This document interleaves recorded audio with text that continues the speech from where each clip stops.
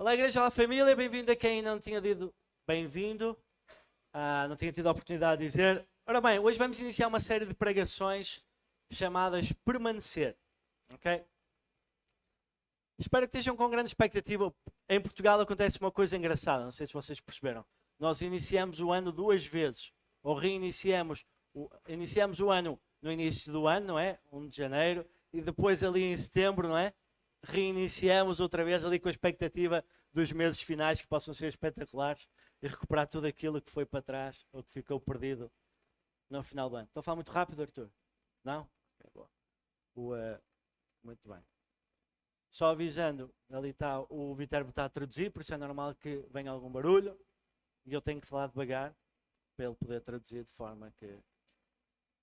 Ora bem, hoje vamos fazer uma introdução sobre a importância de permanecer na videira. Mas antes de avançar, eu gostaria de fazer uma pergunta. Convidando-vos, se vocês quiserem, confesso que eu não gosto muito de dizer fecha os olhos, diz ao irmão do lado. Quando começam a forçar nisso, eu por norma ignoro, mas se quiserem, convidava-vos a fechar os olhos para refletirem numa pergunta que vos vou fazer e dar-vos 30 segundos para refletir nessa pergunta. Então, se puderem fechar os olhos, se estiverem à vontade, gostaria de vos fazer a seguinte pergunta para refletirem para vocês. Não precisam de exteriorizar e não precisam estar a olhar para a pessoa do lado para ver a cara que vai fazer. Então a pergunta é, se a presença de Jesus fosse removida agora mesmo da tua vida, o que é que mudaria de forma imediata?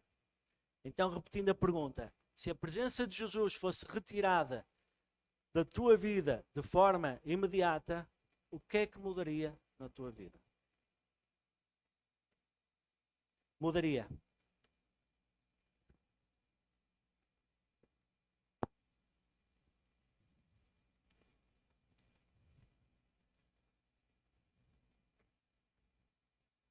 Eu li esta pergunta num livro, estava a ler um livro, que também inspirou esta série de pregações. E confesso, de uma forma honesta, que quando li a pergunta, que deve ter sido, se calhar, espero que não, mas deve ter sido, se calhar, o mesmo sentimento que eu. A pergunta não foi uma coisa, parece que caiu de uma forma leve, demasiado leve para a gravidade do que aqui estamos a falar. Porque se verdadeiramente tens Cristo Jesus na tua vida como Senhor e Salvador, deve-te afligir o facto de realmente, se fosse possível retirar, se fosse possível, ok, ou seja, deve ser assustador realmente não ter essa presença. Como é que tu sentirias? Qual foi o sentimento que tiveste? Tiveste um sentimento como se fosse uma perda?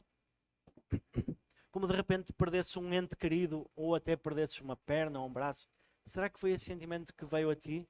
Sei que esta pergunta, se fosse colocada à igreja primitiva, aos primeiros discípulos que se tornaram apóstolos, se esta pergunta fosse feita a eles, eles iriam dizer que perdiam tudo, que mais nada significaria na vida, mais nada teria valor. E é este o sentimento que nós devemos ter. Sem Jesus, nada somos. Como lemos na introdução em Colossenses, que depois o Paulo deu continuidade,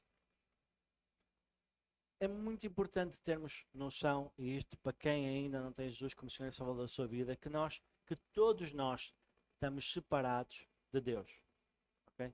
Não há quem esteja ligado a Deus só por nascença. Não. É pelo teu pai, pela tua mãe, pela tua família que tu estás ligado a Deus. Tens que ter noção que através da tua vida e por causa do pecado que está em nós somos separados de Deus.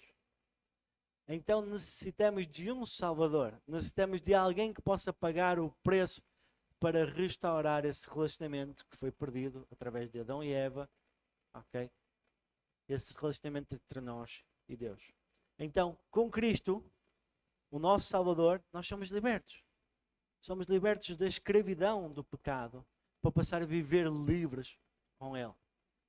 Há uma mentalidade muito grande no mundo, e é triste, e espero que não aconteça na igreja, que as pessoas pensam que quem segue a Cristo é escravo. E quem não tem Cristo nas suas vidas que é realmente livre. Mas é totalmente ao contrário. Se nós pararmos para pensar e percebermos o que é a vida sem Cristo, pelos padrões do mundo, e o que é a vida com Cristo, pelos padrões de Deus, nós vemos onde é que realmente há liberdade. Nós somos escravos do pecado sem Cristo Jesus na nossa vida. Somos dominados por todas as vontades da carne. Mas Deus, através da sua enorme graça, através do seu enorme amor, através do seu enorme privilégio, dá-nos, torna-nos acessível a Deus. E o que é incrível? Sendo nós anteriormente escravos do pecado, com Jesus Cristo como Senhor e Salvador da nossa vida, passamos a ser escravos, servos de Deus. Quem percebe um bocadinho de história e tenha estudado um pouco a escravidão, percebe que um escravo só poderia passar se alguém para outro senhor ou seria livre se pagasse o seu resgate ou se morresse. Então, Deus fez esse pagamento através de Cristo Jesus.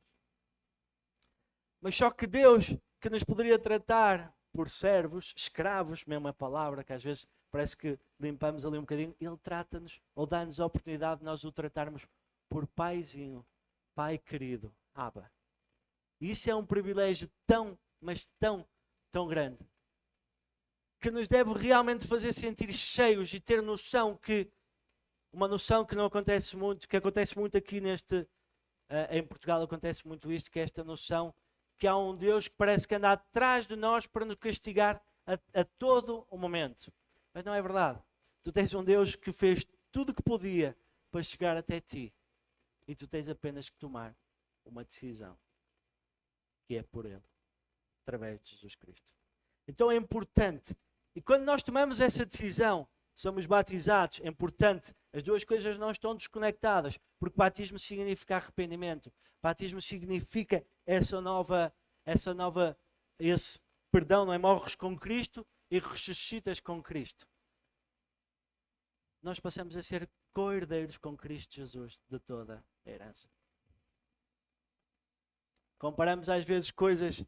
Era até o Francisco que estava a falar, o meu filho o mais velho estava a falar há 2 dias, ou o que é que foi, já não sei se era quando estávamos a ler o plano de leitura. E ele estava a falar, não, era por causa dos carros. O João anda com um fascínio com os carros, descobri quais são os carros que andam de forma automática. E o Francisco estava a falar, pai, pois, mas isso são coisas, eu estava-lhe a dizer que nós não nos devíamos focar muito nas coisas materiais, não é o nosso propósito. Devemos almejar e sonhar realmente coisas como ter um grande relacionamento com Deus, nos tornarmos um homem ou uma mulher de Deus que tem relacionamento com o nosso Pai Celestial. E o Francisco estava a dizer, pois pai, porque realmente as coisas também são a um tempo curto se comparado com o que nós teremos na eternidade. Amém? E é realmente esta noção que nós não temos. Nós demos tanto nesta vida para ter coisas que vamos usufruir, se calhar 1, 2, 3, sei lá, na melhor das hipóteses, 100 anos. Tenho dúvidas que a gente usufruiu de alguma coisa 100 anos, que se comparado com uma eternidade toda ao lado do Pai, ou no contrário, que é no lago de enxofre, no sofrimento eterno. Então, sem me desviar muito da conversa, isto por causa da introdução que eu falei, então se Jesus não está na nossa vida, nós não temos esse privilégio de viver esse relacionamento com Deus. Podemos falar, não há nada na Bíblia que fale ou que, de uma forma explícita, que Deus não ouça quem não tem Jesus, mas não é a questão de toda a salvação e relacionamento com Ele. Porque muitas vezes nós associamos só a salvação também muito para o que vai acontecer depois de morrermos. Temos de ter noção do privilégio que temos para os dias de hoje, para o que estamos a viver já nesta terra. Amém? Então em Mateus 7, versículo 22 a 23, tem das escrituras mais duras, a meu ver. Eu imagino-me como pai. Quem é que aqui é pai? Temos muitos pais? Pai e mãe. Estou a falar pai e mãe. Estou a falar pais, ok?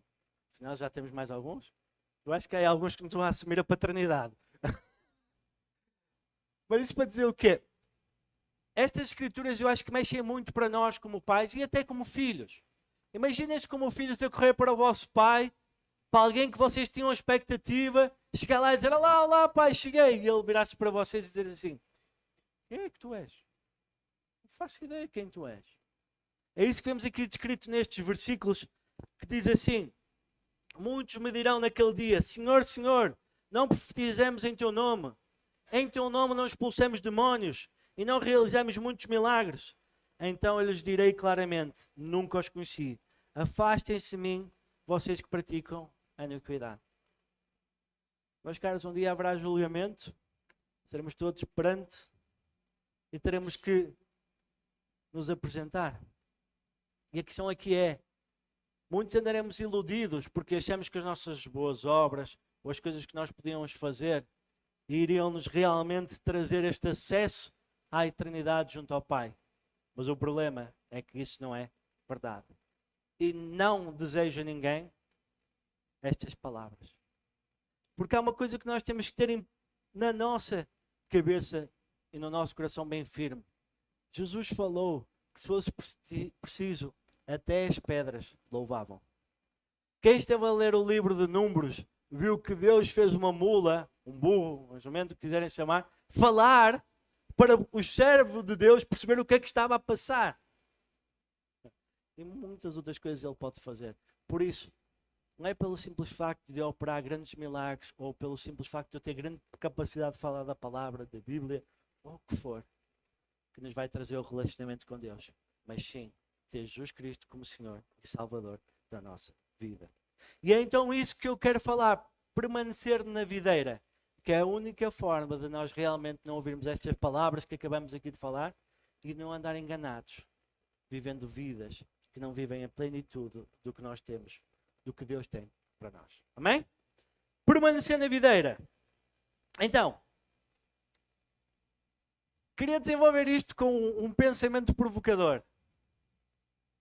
E como vocês estão tranquilos nesta igreja, vocês conhecem o valor que eu dou a isto, mas eu queria vos dizer uma coisa, que é: Tarcísio, tu não me atires já cadeiras, eu já vou explicar isto. Diz assim: o pensamento é: a Bíblia não é a vida cristã. Okay? Não saiam já, eu prometo, não estou a dizer nenhuma heresia, já vos vou explicar. A Bíblia não é a vida cristã. E o que é que eu quero dizer com isto? Fiquem comigo, não fujam já, não pensem em várias formas de me matar, já lá eu vou chegar. A Bíblia é fundamental para a vida cristã, mas a Bíblia não é a vida cristã. Agora, fazendo aquilo que eu detesto, coloca a mão no teu coração, se puderes. Coloca a mão no teu coração. Se tu tens Jesus Cristo como Senhor e Salvador da tua vida, tu tens a vida cristã dentro de ti. Porque tens a presença de Deus em ti. Agora, podem tirar a mão, estar à vontade. É óbvio que a Bíblia é essencial para nós trabalharmos esse relacionamento e percebermos como é a vida cristã. Sem a Bíblia, entraríamos num patamar complicado do achismo, do cientismo, inventei uma palavra, achismo, cientismo, de que vivíamos tudo. Então, 3 coisas fundamentais: a Bíblia, oração, tempo com Deus e comunhão com o corpo de Cristo. É fundamental para a vida cristã. A Bíblia revela a Jesus, fala de quem é Jesus, ok?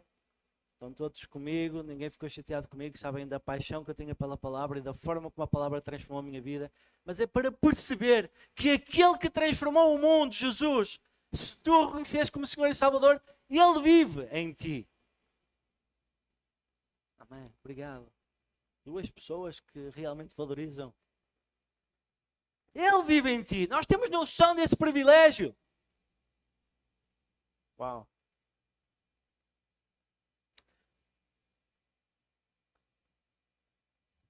Então eu quero vos falar sobre uma coisa chamada perfeição. Quem é que aqui é perfeito? Tenham cuidado de levantar as mãos. Tenham cuidado de deixar as mãos em baixo também. Quem é que é perfeito? Ninguém é perfeito? Vamos ter que expulsar toda a gente desta igreja. Já explico. Aleluia. Mas sabem? Toda a gente acredita na Bíblia, certo? Falo pelo menos para as pessoas da igreja a ponto, espero que sim. Temos estado a fazer um esforço muito grande. Então, vamos ver uma coisa. Mateus 5,48. No seguimento do Sermão do Monte, um dos maiores relatos escritos sobre pregações e ensinamentos de Jesus sobre o que é ser discípulo de Cristo, Jesus diz assim: portanto, vocês devem ser perfeitos, como é perfeito o Pai Celestial de vocês. Agora deu ruim. Quem quer rasgar esta página da Bíblia? Alguém quer rasgá-la? O que é que este doido Jesus queria dizer com isto? Doido para o mundo, não é? Loucura para o mundo, não é? Como diz na Escritura. O que é que ele quer dizer com isto? Já repararam que isto vem no seguimento de 6 comparações que Jesus está a fazer entre o Antigo Testamento, a forma como o povo judaico interpretava as Escrituras e a forma como Jesus estava a dizer que queria e que as pessoas deveriam interpretar as Escrituras. As 6 comparações vão aparecer ali que são, primeiro, antigamente interpretavam matar, seria fisicamente, versus Jesus estava a dizer só o facto de te irares, de ficar chateado com alguém, já é digno de julgamento de Deus. Depois, o adultério acontecia quando havia realmente o ato físico, versus só de olhares e desejar já realmente é adultério. Divórcio e liberdade versus não ser livre pelo divórcio, por causa da dureza do coração, versus o que realmente Deus deseja para o povo. Não jurar falsamente ou simplesmente nunca jurar. Não está à espera que faças juramentos. Este é muito querido também, não é? Para todos nós. Vingança, olho por olho, versus oferecer a outra face. Não é? Então, uma chapada que é logo reagir, não é? Eu não, que sou uma pessoa calma e medrosa, normalmente uma chapada fico no chão a chorar. Mas temos tendência a reagir. E por fim, a mais difícil delas todas, a meu ver, é esta, que é amar quem nos faz bem versus amar o inimigo. E agora é que foi chato. Ou seja, e Jesus termina estas 6 coisas a dizer assim: olha, sejam perfeitos como o Pai Celestial é perfeito. E agora, Luke? Eu não sei de vocês, para mim é horrível, é difícil. É difícil amar aqueles que, e acontece com alguma frequência, que falam mal de mim, que falam mal da minha família, que tentam fazer mal ou alguma coisa. É difícil. É difícil. Mas somos desafiados a ser perfeitos nesse amor. Vamos rasgar essa folha da Bíblia também? Rasgamos o Sermão do Monte quase todo. Podemos fazer. O que será que Jesus está a desafiar-nos com esta questão da perfeição? A santidade. Amém. Já vamos ver o que é que significa a palavra perfeição. Mas durante muito tempo nós andamos a viver na imperfeição. E por isso é que é difícil para nós aceitarmos e vivermos a perfeição. Eu não sei. Eu durante muitos anos eu fujo e de forma humilde toda a gente diz, eu digo, e a maior humildade do mundo, proteção também, quer dizer, eu vou falhar, eu não sou perfeito, eu vou fazer asneiras. Já toda a gente me ouviu, ou quase toda a gente que me conhece me ouviu dizer isso. E a primeira coisa que eu digo é quando alguém tenta colocar, não, desculpa, eu sei que vou falhar, vou fazer asneiras, não sou perfeito. Aliás, há uma expressão que algumas pessoas usam a dizer que cristãos não são perfeitos, são perdoados. Não é? Ou seja, para tentarmos fugir. Mas é importante termos noção que realmente somos desafiados à perfeição. Filipenses 3, versículo 12. Tivemos a ler, espero esta semana. Fala uma coisa incrível que diz assim: Paulo, não que eu já tenha recebido ou tenha já obtido a perfeição, mas prossigo para conquistar aquilo para o que também fui conquistado por Cristo Jesus. Então, ser perfeito não é cumprir um conjunto de regras, não é cumprir uma lista, ok? Para ser aceite. Não tem nada a ver com isso a perfeição que Deus deseja de cada um de nós. não é o facto de ser o mais bonito, tipo eu, o mais bonito não é essa a perfeição que Deus está à espera. Não é o facto de ser o mais rico, o mais intelectualmente desenvolvido, sei lá, o melhor falante que for. Não, não é isso. Não é essa perfeição que Deus está a falar.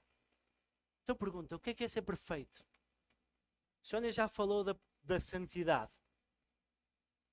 Mas se pegarmos na santidade, eu diria que isso, sem dúvida, é um ponto excelente. A santidade é reflexo ou um exercício diário para o que vamos ver do permanecer e consequência do que é o completo que Deus está a falar. Então, no Novo Testamento, a palavra completo não significa uma lista de regras, não significa nós somos os melhores do mundo. Significa o seguinte. Já revelei, eu queria dizer a palavra perfeição e disse completo. A palavra perfeição significa ser completo. Okay? No Novo Testamento, a palavra perfeito significa ser completo, inteiro ou plenamente desenvolvido.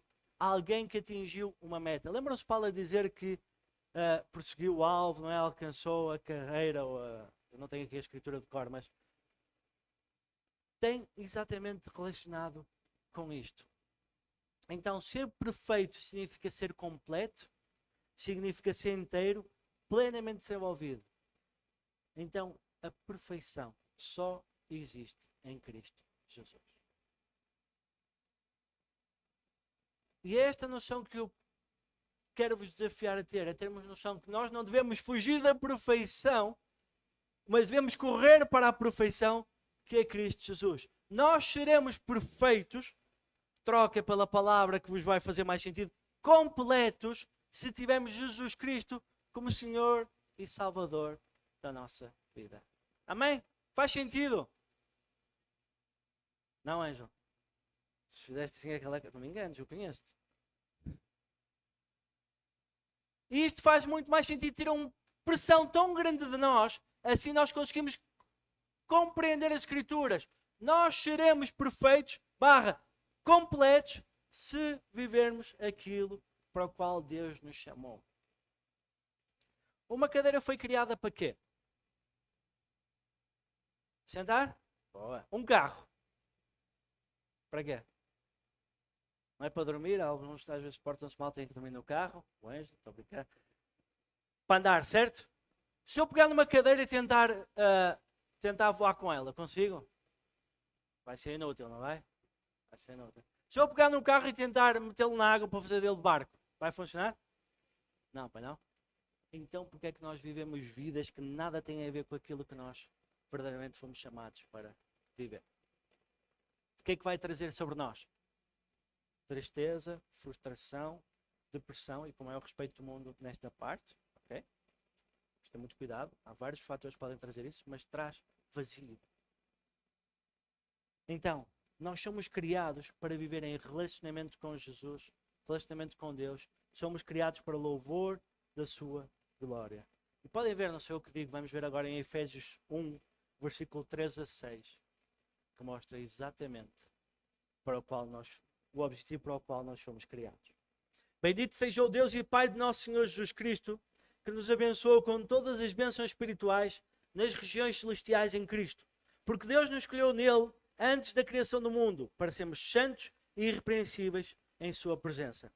Em amor nos predestinou para sermos adotados como filhos, por meio de Jesus Cristo, conforme o bom propósito da sua vontade, para o louvor da sua gloriosa graça, a qual nos deu gratuitamente no amado. Amém? É claro. Nós não somos chamados, nosso chamado principal, vamos assim dizer, não é para as boas obras, para viver e fazer uma carreira lá fora. Nós somos chamados, e o propósito para o qual fomos criados, é para vivermos em adoração ao nosso Deus. Por causa do pecado que entrou no mundo, fomos afastados de forma bruta desse propósito. Mas podemos ser completos e viver de forma perfeita para o plano de Deus, permanecendo em Jesus Cristo, sendo Ele nosso Senhor e Salvador. Então nós viveremos de acordo com esse propósito se permanecermos na videira verdadeira. Se querermos apenas na sua presença por nós, muitas das vezes nós abraçamos o Evangelho pelo aquilo que podemos obter. Então, se queremos apenas na presença do Evangelho pelo aquilo que podemos ter, e não queremos na sua presença em nós, transformamos o Evangelho em algo muito pequeno, em algo tão, mas tão incompleto. Eu gostava de repetir para vocês terem, para ficar bem no vosso coração. Aquele que transformou a história vive em mim. Amém? E isso deve explodir a nossa mente, o nosso coração. Não devemos, é impossível não ficarmos impactados com isto. Em Colossenses 1:27, espero que iniciemos agora todos. O livro de Colossenses é o livro que vamos iniciar esta semana, juntamente com o livro de Salmos. Diz assim em Colossenses 1:27: a eles quis Deus dar a conhecer entre os gentios a gloriosa riqueza deste mistério, que é Cristo em vocês, a esperança da glória. Amém?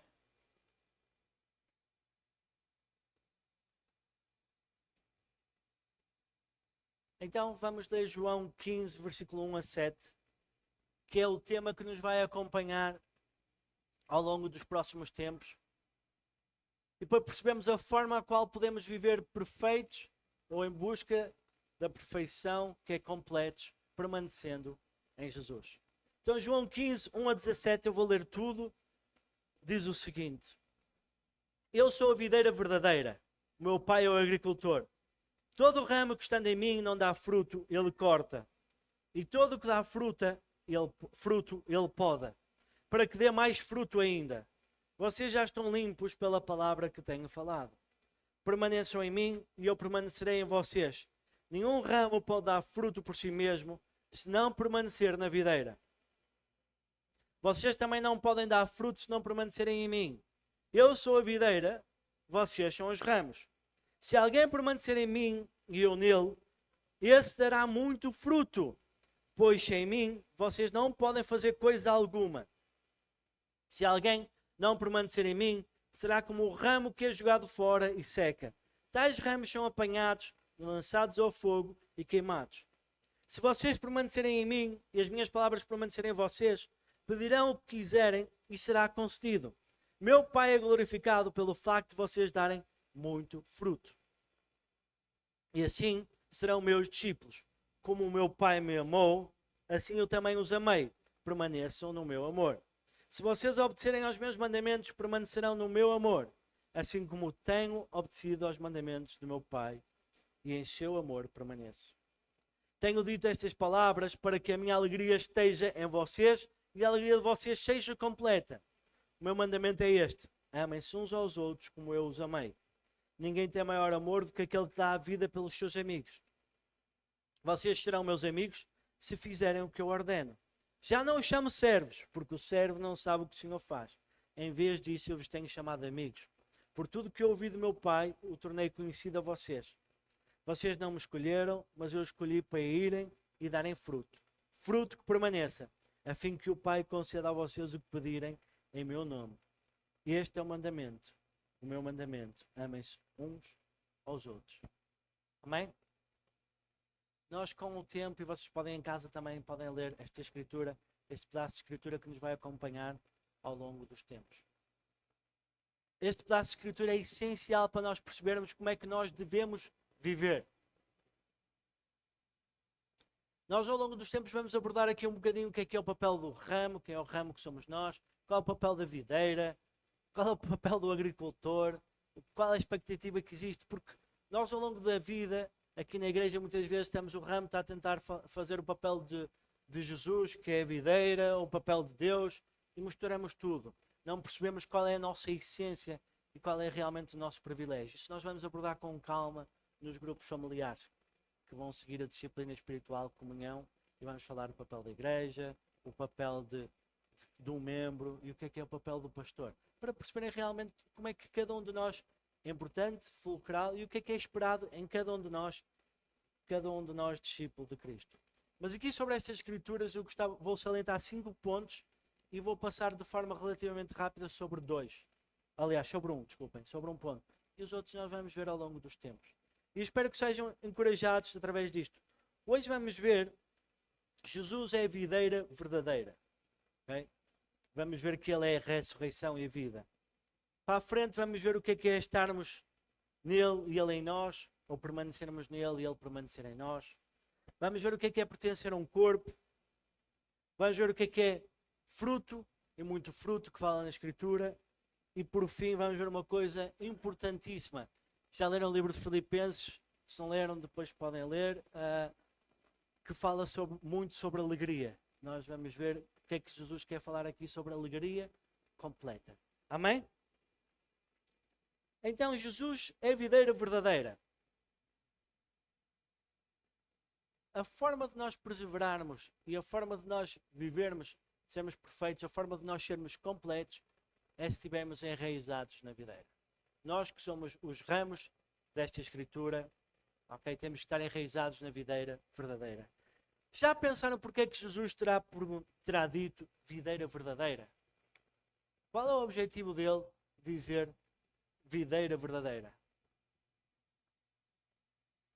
Diz não. A falsa. Boa. Esse é o motivo. E é o que normalmente mais focado, e é o que nós nos vamos focar aqui mais, porque há várias verdadeiras, vamos até dizer várias, só umas, há várias supostas videiras falsas, há só uma verdadeira, mas também para percebermos isto em termos de contexto de escritura da Bíblia, temos que entender que antigamente no Antigo Testamento a videira era referida ao povo judeu. O povo judeu era considerado como uma videira, mas aquela videira que era incapaz de frutificar.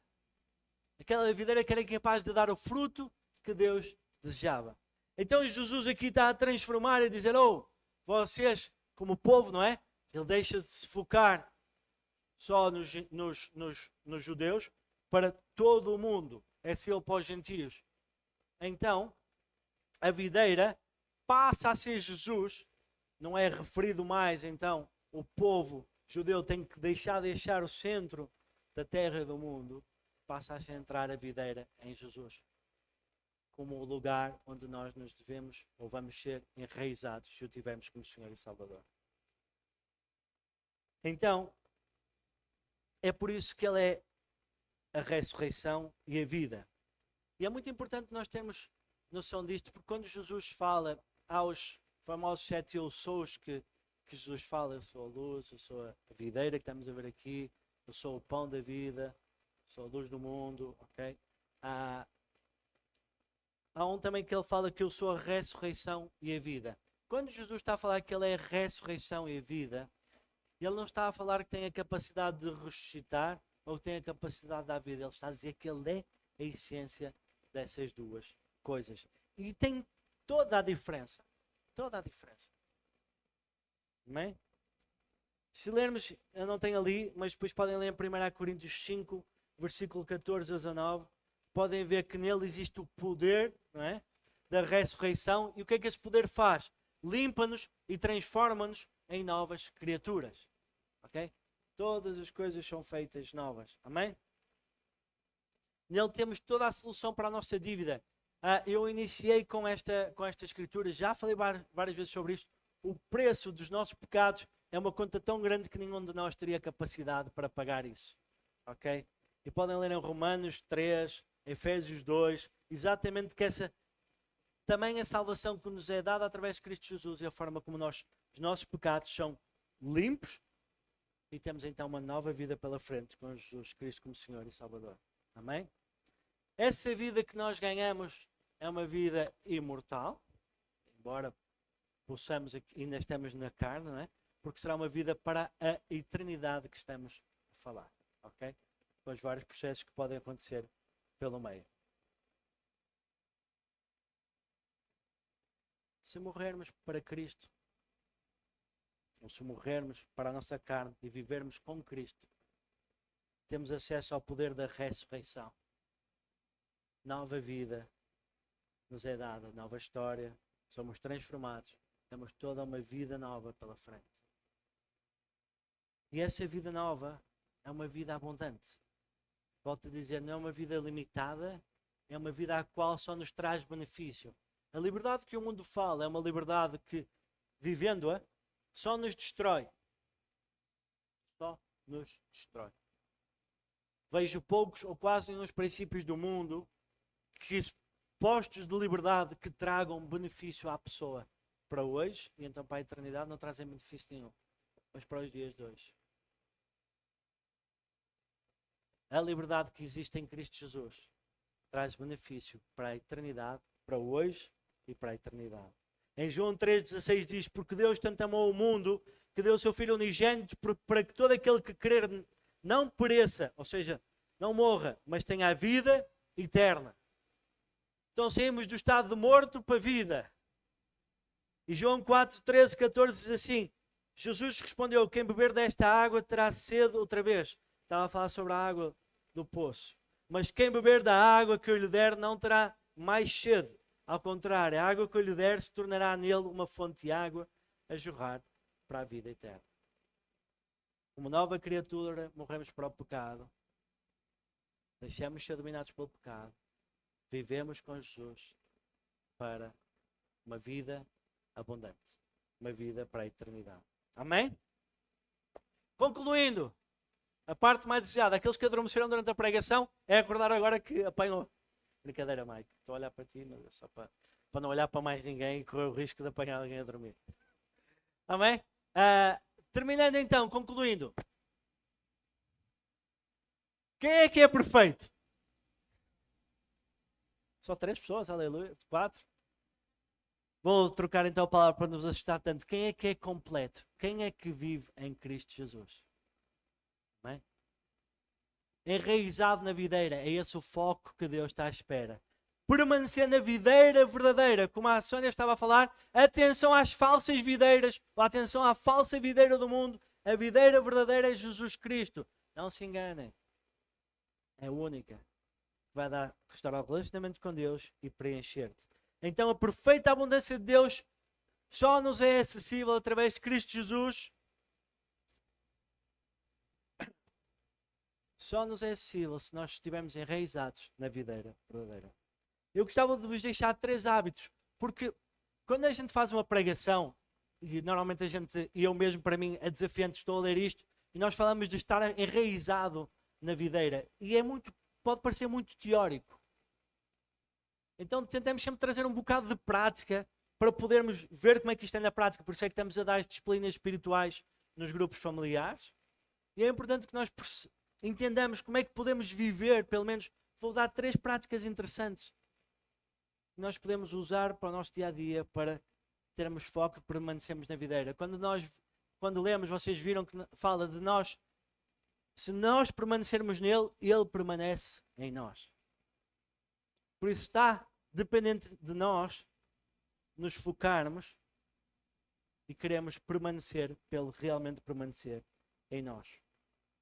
Então, 3 hábitos que queria deixar. Primeiro, diariamente lembra-te e declara que Jesus é teu Senhor. Eu não estou a dizer isto de forma de religião ou de tradição, ou que tens que fazer porque senão vais ter maldição e cais da videira. Não tem nada a ver com isso. São coisas práticas. Lembrar-te que Jesus é teu Senhor. Por onde tu fores, Ele vai estar. Por onde tu fores, tu vais representá-lo. Então, ser guiado por Ele, ser dirigido por Ele, começa o dia, desculpem, declarando que Jesus é teu Senhor. Lembrando que Ele é perfeito e está em ti. Não o procures em outro lugar qualquer. Ele está em ti. Por isso, por onde fores, serás um embaixador e um representante. Amém? Então começa amanhã. Sais da cama a declarar na tua oração, declara. Declara que Ele é Rei. Amém? Declara que Ele é Senhor. Depois, agora entram 2 pontos mais complicados, mas eu acho que aprendemos muito bem isso no livro de Filipenses. Coloque Jesus à frente dos teus problemas e das tuas circunstâncias. O facto de nós sofrermos tribulações neste mundo, e haveremos de ter, se calhar, algumas bem mais difíceis e abundantes, mas o facto de termos tribulações, seja o simples facto de, sei lá, qualquer coisa simples, mas nós estamos sujeitos a tribulações e a dificuldades neste mundo, ok? Mas independentemente delas, A promessa é que a vida com Deus para a eternidade é firme. Mas há promessas para este mundo. Quem se lembra do famoso Salmo 23? O Senhor é meu pastor e nada faltará. Mesmo caminhando no vale da sombra da morte, estou admirado que eu estou a saber a escritura de cor. Amém? O que é que me acontecerá? Eu não temerei. Porquê? Ele é conosco. Mesmo no momento da dificuldade, naquele momento que eu acho que Ele não está comigo porque tudo me corre mal. Ele é contigo. Ele é contigo no momento da alegria e é contigo no momento do choro. Mas curiosamente, parece que nós só nos lembramos quando andamos ali no limbo, não é? Nem há problemas, nem há alegrias. Quando há alegrias, a gente até, pronto, consegue celebrar fácil. Mas quando há tristezas, é mais difícil nós nos lembrarmos que Ele é connosco. É com muito respeito, volto a dizer que eu digo isto. Só o que eu quero dizer é que as dificuldades, as tribulações, dependem de um conjunto de coisas, mas lembra-te, Ele é contigo. Ele é contigo. Amém? E por fim, olha para Jesus e para as circunstâncias que te cercam, mas em vez de ver os problemas, vê a perfeição do Pai. Vê o detalhe de tudo que te rodeia. Vê o detalhe de Deus, vê o pormenor. A presença de Jesus é suficiente para que tudo o que precisamos se torne realidade. Tudo o que precisamos, não é tudo o que queremos. Ok? Não confundam. Por vezes tomamos a Escritura ou a palavra como uma coisa o que eu posso, o que eu quero ter. Não, é tudo o que precisas. E tudo o que precisas, Deus sabe o que tu precisas, o que te é bom para a tua vida, é importante. Tens tudo o que precisas. O que realmente nós achamos às vezes que falta, na verdade não está a faltar.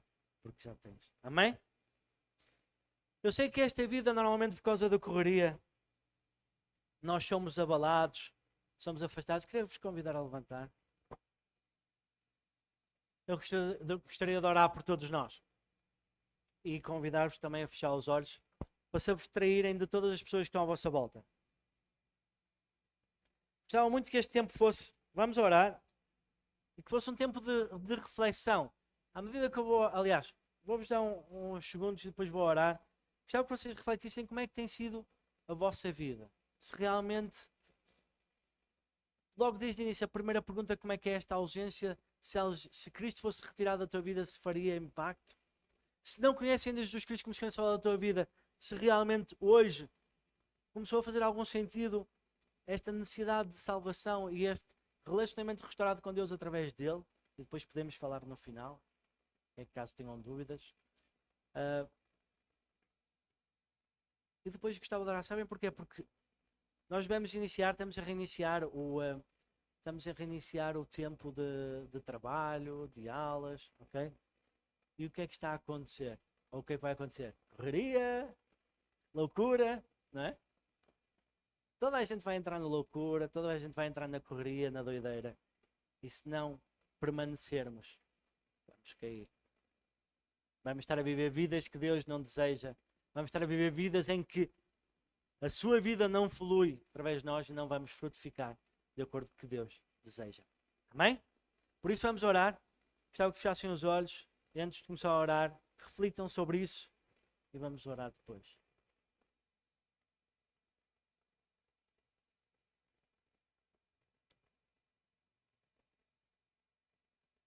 Pai querido, Senhor Deus, na tua presença, Senhor Deus, entrego, Senhor Deus, cada uma das vidas que aqui está, Senhor, de coração aberto, Pai, ó Deus. Pedindo, Pai, e declarando, Senhor Deus, que Tu és Senhor da sua vida, Pai, ó Deus. Quero orar, Senhor Deus, para que em nome de Jesus possa fazer sentido na nossa vida, Pai. Esta questão de sermos perfeitos, viver a perfeição que há em Ti, Senhor Deus, sendo completos e vivendo o propósito para o qual fomos chamados, Pai. Viver, Senhor, neste relacionamento de louvor e adoração ao Teu grande nome, Pai. E viver então completos na perfeição que há em Ti, Pai. Ó Deus, para que possamos ser enraizados e viver enraizados na videira, permanecendo à medida que Tu permaneces em nós também, Pai, ó Deus. Tendo noção, Pai querido, ó Deus, que Tu em nós, Pai, ó Deus, é a forma perfeita, completa de vivermos, Pai. Por isso, em nome de Jesus, Pai, estamos a reiniciar trabalho, Senhor Deus, escola também, Senhor Deus. É hora para que possamos ter noção, Pai, que Tu és, Senhor, a nossa vida, Pai. Que Tu és em nós, Pai. E que por onde nós andarmos, Tu és em nós, Pai. Que não vivamos desfocados, Pai, ó Deus. Que não vivamos realmente que nem baratas tontas por todo o lado, Senhor, perdidos, Pai, sem te ter como prioridade, Pai, ó Deus, e como foco da nossa vida, Pai. Ó Deus, que isto possa ser uma realidade na vida de todos nós, Pai. Ó Deus. Se já é, Pai, eu oro para que em nome de Jesus possa permanecer, Pai. Ó Deus, Senhor, se não é, Pai, eu oro para que possa vir a ser uma realidade nas suas vidas, Pai, ó Deus. Em nome de Jesus, Senhor. Amém?